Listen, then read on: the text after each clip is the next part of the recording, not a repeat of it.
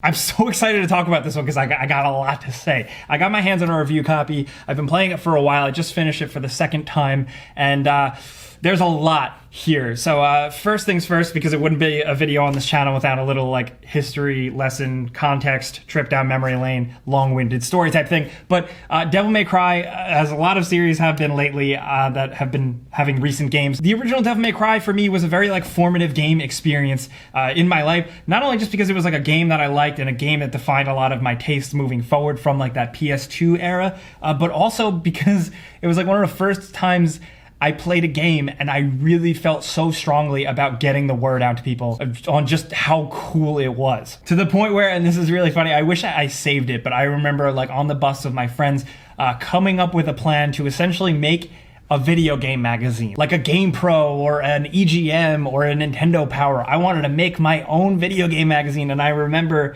essentially trying to type stuff at a library and print it out, and then I cut out pictures of Dante from other magazines and pasted it on this piece of paper and photocopied it and tried handing it to people. Nobody cared. Nobody gave a shit, and all I wanted to do was tell everybody how cool Dante was and how great the game was because you could use guns and swords at the same time. I was blown away by that. I was in love with the series ever since. I even like 2 for all its faults, which is, you know, you can probably, if you quit the video, I get it. But all things considered, here we are in 2019 with Devil May Cry 5, which is a very different game. They have been for a while. They've leaned a certain way. I think since 3, there's been a tonal shift. 4, way more so, and 5 kind of hammers it home.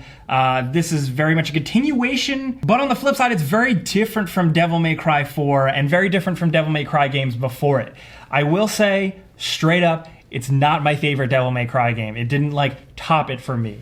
But there are some revelations and some moments in the game that I think are absolutely fantastic and are going to stick in my mind for series memories. But there are also some faults. And some of it I can't really get into without talking about the story, without talking about spoilers. I'm not going to talk about spoilers here. I don't want to spoil it for you. But basically, there were some avenues of the story where I was let down. I'll try and get to that in a bit, but gameplay-wise, I think it's fun as hell. I do think the combat here is firing on all cylinders. My God, the amount of options they give you, the variety they give you is pretty insane. So you play, this is all known, this isn't spoilers, but you have 3 playable characters. You play as Nero from Devil May Cry 4, who is now slightly edgier and cooler, but ultimately they kind of kept his heroicism and some of the charm that he has. Then, of course, there is the mysterious new character V, who plays very differently than Nero and any Devil May Cry character. I think it's interesting. It's a good palate cleanser because it is different. He kind of stays back and controls creatures. There's story ramifications to that and a lot more going on about that. But then also you play as Dante, and hate to say it, maybe I'm really biased because I still think Dante is the best and he's the coolest. But the game really kicks into high gear once you do start playing as Dante. He takes it over. It's his show. I felt the same way with 4, but I feel even more so here just because the combat and weapons are so fleshed out. It's insane. So Nero has the new Devil Breaker arm, which are expendable robotic arms that all have different abilities that you can use in combat. It works different from his grab from Devil May Cry 4. But if you played the Devil May Cry 5 demo, you kind of get the gist of Nero there. You know, he revs his sword, he has his arm, he does his thing, he has the blue rose, which is a very cool gun. But really what I like is what they did with Dante here, because you once again have different stances to choose from. You know, trickster, gunslinger, swordmaster, royal guard. You can choose between those 3 again, which I just appreciate that they still keep that in the game because it gives you a little bit of variety to your playstyle, and as you upgrade your abilities, you add more things onto that, so they can each get a little bit deeper, but they also work slightly different with different weapons. And the amount of weapons you get to use as Dante is insane. I think more than anything, the Cavalier, which you've seen in trailers, that's essentially his over-the-top motorcycle weapon that he kind of uses as giant chainsaws.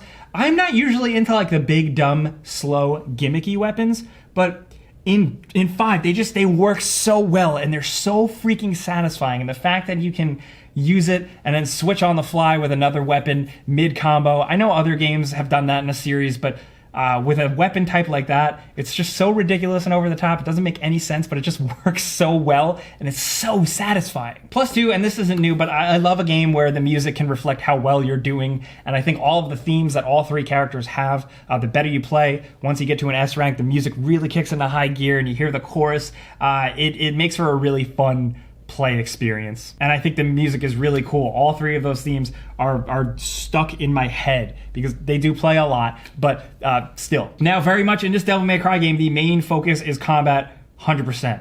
You're not really doing anything else. You're literally walking to a place, there's a big open area, you start fighting guys, then you beat them, then you get past the red thing, you keep going further. If you've played a Devil May Cry game, you completely understand that. But I think the problem in this one is that some of the level design visually is lacking. Partway through the game, you get into the demonic presence that's taking over the city, and they've shown it in the trailers with like Trish and Lady walking around in it. You spend a lot of time in that type of environment, and it never changes. You kind of just walk down spooky, gross, straight paths, occasionally jumping up something or climbing up something, and there's always just spindly, spiky, gross, bloody things, and that's pretty much the whole game. They shake it up in different ways. There is variety to it, but ultimately, I still just wanted to see more locations, and I just wanted to be a little more engaged in the environment in terms of what I do other than just kill things. I do think that is disappointing on one aspect, but in my head, talking about the game, what makes up for it for me, what my focus on is the combat, and thankfully it is so fleshed out, and I think it is so satisfying, and I think the fact that it does have more stuff added on top of it than any other Devil May Cry game in the past, that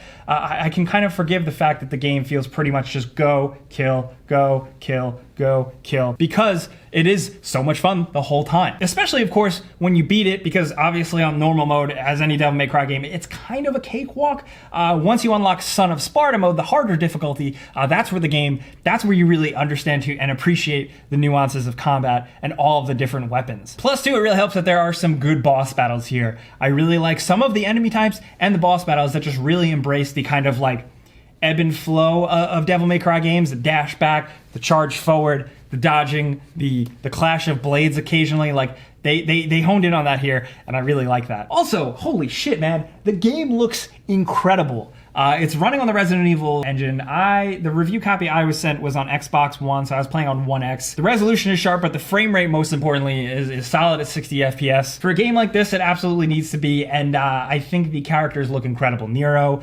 Dante in particular. Dante looks like striking, like alarmingly real, not like hyper real because it's stylized, but like he just looks cool. And there were some moments in this game, whether it be cutscene or enemy type or just like a vista or environment, where I stop and I pan the camera around and I go, whoa, wow, holy shit. Also, thank God the game has photo mode, because that's really cool, especially when, you know, you're Dante, you got your shotgun, you blast, sparks fly, and enemies like, blah, you pause it, you get that photo mode.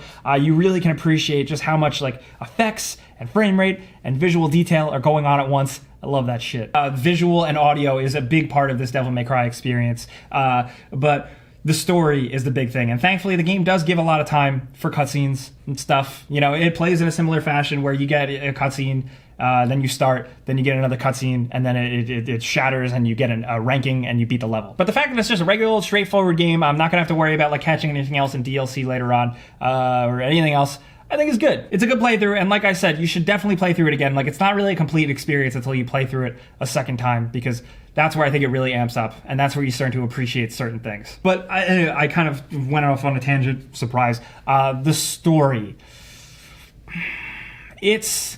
So without spoiling things, it just kind of feels like a day in the life, where like this is just a middle episode, stuff happens. There are some revelations. Like I said, some of them I think are pretty memorable and very cool, and kind of change up the series in a lot of ways. I'm curious to see what people think of like how things are kind of flipped on their head. But ultimately, even with all that, by the end, I felt like it only had just started to get going. It was only just getting started, and then the game ended. And I feel like it didn't really reach the potential or capitalize on what some of the things it started out to do, which is a bummer, because ultimately it left me wanting more. I need Devil May Cry 6 like now. I can't wait.